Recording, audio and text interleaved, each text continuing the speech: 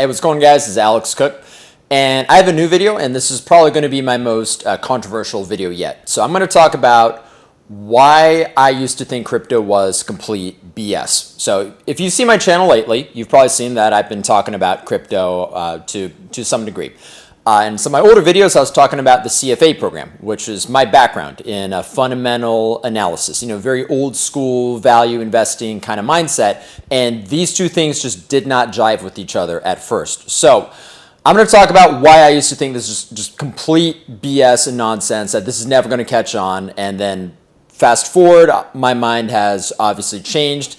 And in some ways, the results have really spoken for themselves. So I remember hearing about crypto. Like, I'm dead serious. I first heard about Bitcoin back in I think it was 2009 or 2010. Because I remember I just graduated from North Carolina, and I was seeing this on some internet forums. And my first reaction was, this is stupid. This is never going to catch on. It's going to be like a couple gamers that are into crypto for like in-game purchases for those back at that time it was World of Warcraft was like the big game. I don't really play games much anymore, so I don't know what people play now. But point being is I was like, this is stupid. It's never going to catch on. All right, now look, if I put $10 in a Bitcoin back then, would I even be making these YouTube videos right now? No, I would be bawling out. I'd be making Dan Bilzerian look like a choir boy if I bought just a tiny bit of Bitcoin back then. But all right, live and you learn. So anyways, as always, want to go into these videos, disclosures first. So, you got to make an assessment for yourself if any investment is right for you. This is not intended to be investment advice, because I cannot take into account your suitability. I don't know who you are watching this video. You could be anyone. So I don't know if you have a high risk tolerance or a low risk tolerance. You got to make a decision for yourself if crypto or any investment for that matter is right for you. So this is just for informational purposes. All right, so getting into it. The first reason why I thought crypto didn't make any sense is it just didn't fit in with my usual paradigm for valuation. So my background, I came from an old school value investing background, because that's what they drill into in school. I took the CFA program where I earned my CFA charter. Got it hanging right there. Earned my charter in 2014. So this is very Benjamin Graham old school value investing, and it just did not jive with what crypto was. I viewed it it's kind of the same way I view gold, where that if you look at any traditional finance theory, gold is fundamentally impossible to value. What do I mean by that? Well, it doesn't produce a cash flow. So I can't do a DCF analysis because there is no cash flow. And it's not a commodity like oil, where maybe I can make predictions on what I think industrial demand is going to be and how it's going to be consumed. It's not like natural gas, where I can kind of figure out, well, I think it's going to be a cold winter, so heating costs are going to be, such and such. Electricity costs are going to be such and such. Gold, you just pretty much dig it out of the ground and then you put it into a bank vault. I thought crypto would be similar. Now, let's dig into this a little bit more. So even though we can say till we're blue in the face, gold doesn't produce a cash flow, well, it's not worth zero. People are buying it. So, we can talk till we're blue in the face about intrinsic value, but ultimately value is worth what someone else is willing to pay for it. And the reality is people are willing to pay for gold. People are willing to pay for crypto. But for a while, I thought this was just a greater fool's game. Meaning that, all right, yeah, maybe some people are willing to pay for Bitcoin, but what is the real demand here? This is one thing I want to harp on, that if I was teaching a finance course, the one thing that I want to stress is that investing in valuation, it's really more of an art than a science. If it was a science, we'd all be rich. But this is really where it starts getting into a more of a gray area. So at the time, the mentality that I had is I can't value it with my traditional understanding of it, so I'm just going to pass. Now, my mind has changed since then, but I want to give you an idea of why my mindset was the way it was at the time.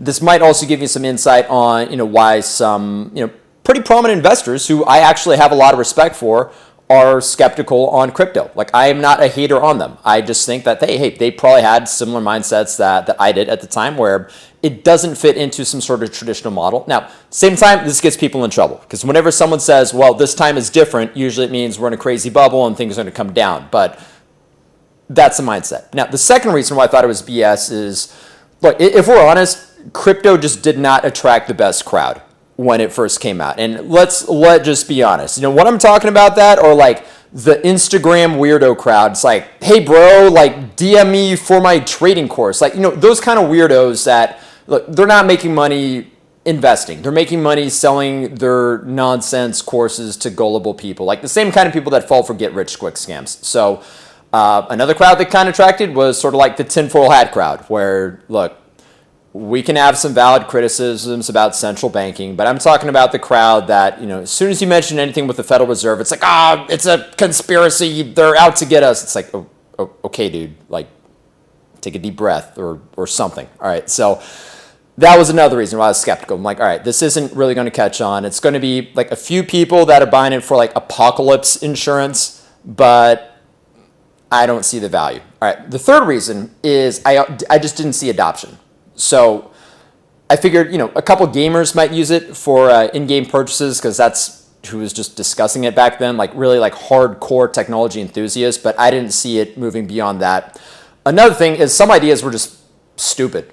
Like I remember back in 2017 when there was the big ICO bubble, all these little like mini crypto tokens were popping up. Some of these ideas were just dumb. Like something like, hey, this is a crypto for social media. Like what's that even mean? Like what is crypto really? It's a bunch of numbers and it's a bunch of letters. So like the alphabet is somehow different if I'm sending it on like a Facebook DM than email or any other way I can transmit data. Like I'm getting into the weeds a little bit, but some of these ICOs in 2017, like this is just hot trash. Like they were just terrible ideas. So again, that made me very skeptical. Now I'm going to talk about why my mind has changed. So the first reason is adoption. So I actually started seeing adoption of it. And one big case that I started seeing is in smart contracts, the exploration of that field with a decentralized finance, or DeFi, as the abbreviation is called. So that's why I personally have some investment in Chainlink. Not a solicitation for it, but just as informational purposes. That's why I have some assets invested in Chainlink. I have previous videos where I discuss that. Make a decision for yourself if it's right for you. I can't say that.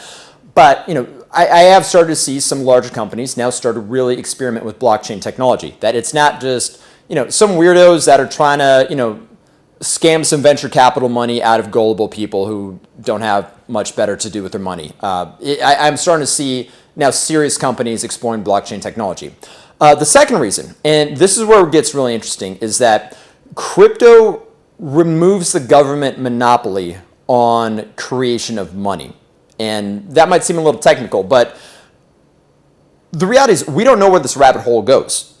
We're now at a place where capital controls that we've seen countries like Cyprus do when they had their banking crisis, or authoritarian kind of countries like Venezuela. We have seen people now have the ability to get money out of the country to a safer haven should they want to do so. Or you even have cases with companies in the West where let's say guns aren't really politically correct right now. Well, look, with crypto, if a credit card processor doesn't want to do business with the gun company, which this has happened, crypto bypasses that system entirely. So we don't know where this rabbit hole goes, but I think it's a very interesting rabbit hole, because usually when things create more freedom, when it creates, or should I say removes barriers to commerce, it usually is good for economic activity. So, or in the sense that there's more opportunity out there. So I want to see where this rabbit hole goes. I think it's really interesting.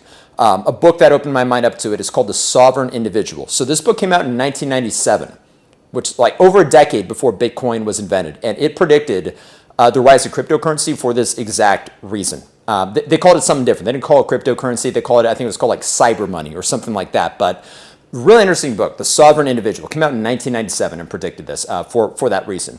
The third reason why I changed my mind on crypto, it's related to the second, in that it removes the government monopoly on money, is that I view crypto as an inflation-resistant currency. So why I see this as important is, look, I probably don't need to remind you what our national debt is, which to itself, look, the national debt might seem like a big number, but you have to look at it as a percentage of GDP. Because if I just say it's, X trillion dollars, well, okay, if you can pay that off, it's maybe not necessarily as big of a deal, regardless of what the absolute value is. But you have to look at it as a relative value compared to GDP. So right now, we are over 100% debt to GDP. And look, this is not a political argument. You could maybe say that, hey, there were good reasons for it. Not trying to be a political argument, just from an economic reality. When this happens, usually throughout history, in any country, if you look back throughout history, usually the answer is governments try to print their way out of debt, meaning they print currency in order to pay off these debts. Now, this might not happen tomorrow, right? It might not happen a year from now. And it may be a very slow roll process if and when it does happen, or who knows, maybe we get the debt act together. But just saying, this usually happens throughout history. And just from what I've seen in markets, from my studies, things that usually happen over and over and over usually happen again. Like, this time is never different. Like, there's a famous book called This Time is Different. It goes on the saying of how whenever there's some kind of bubble, whether it's the NASDAQ bubble or tulip mania back in the day, people thought, oh, well, this time is different. Normal rules don't apply. Well, I think it's like debt, where this time is not different. Likely what's going to happen is some form of printing. So Bitcoin or crypto, if Bitcoin is not the dominant crypto anymore, maybe it's Ethereum or whatever the case may be, I view crypto as an inflation-resistant currency, that the central bank can't just say, hey, we want more of it just because. Like, it doesn't work that way. It's its own asset class entirely that follows a different set of rules. And I actually prefer it over gold. The reason why is I can't transmit gold. I have to physically ship it from point A to point B. I can't just, carry around a brick of gold with me wherever I go, or break it off into tiny little pieces to make transactions. Crypto is much more exchangeable. So, wrap this video up. I used to be a really big skeptic of crypto. And, if only I bought like a tiny, just little sliver with whatever pocket change I could scrape up back when I first heard about it, I would just be balling out of control right now. Like, 2 Ferraris, and like one of them isn't even my favorite color, or just some ridiculous. Who knows? It would just be like absurd. But that being said, we're here now. So changed my mind on crypto. I would still be nervous about maybe jumping in blindly, because it is a very volatile market. But I do think it's a market that's very interesting, and it's something that we need to keep our eyes on for the foreseeable future. Because look, it's been around now for over a decade.